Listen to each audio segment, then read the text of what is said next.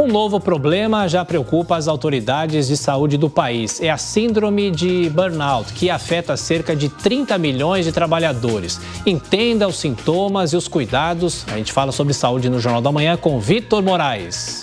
Ana Soares é escritora, CEO de uma editora brasileira e mora na Suíça com a família.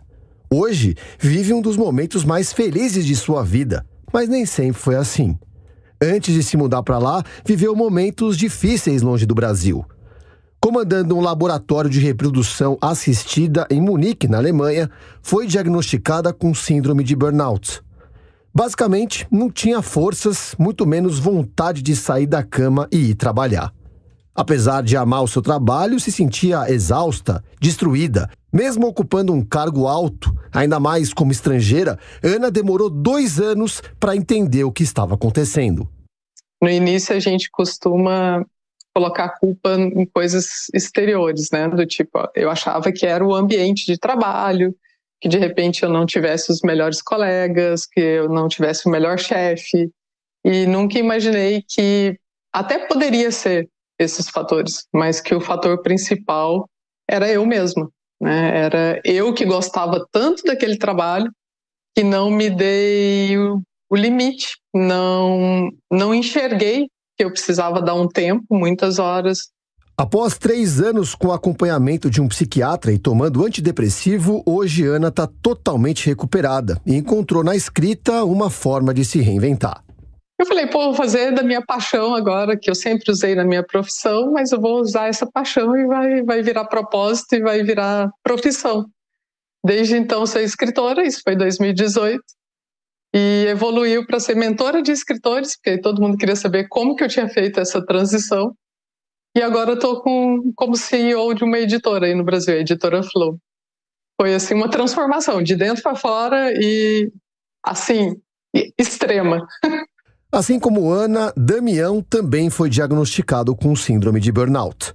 Ele trabalhava como monitor educacional numa fundação filantrópica e, depois de passar por vários médicos, descobriu a síndrome que trata até hoje. Quando percebeu os sinais, como dificuldade para dormir e dores de cabeça constantes, Damião já tinha engordado 20 quilos.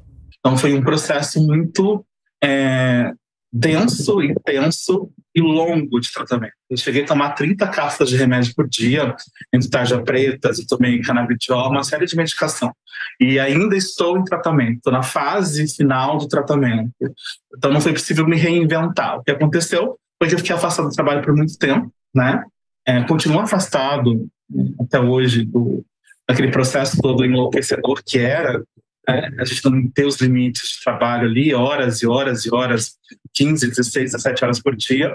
Isso eu já não faço, nunca mais farei, porque a gente tem um limite, mas é um processo longo. Ainda estou me redescobrindo, estou num caminho de redescobrir que tipo de profissional que eu sou agora.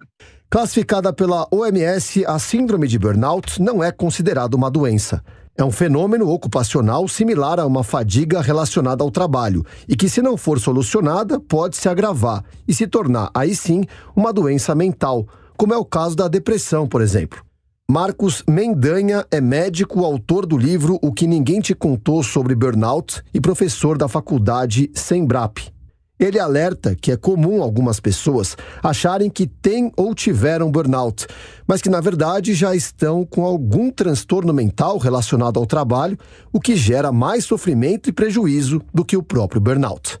Porque nós estamos aqui falando de uma psicofobia, que é uma bandeira nossa também. A gente não pode desmerecer transtornos mentais. E esse tipo de abordagem, quando a mesma pessoa assume palcos para falar, olha, eu tive burnout, como alguns autores falam que esses pacientes colocam o burnout como se fosse um distintivo de honra.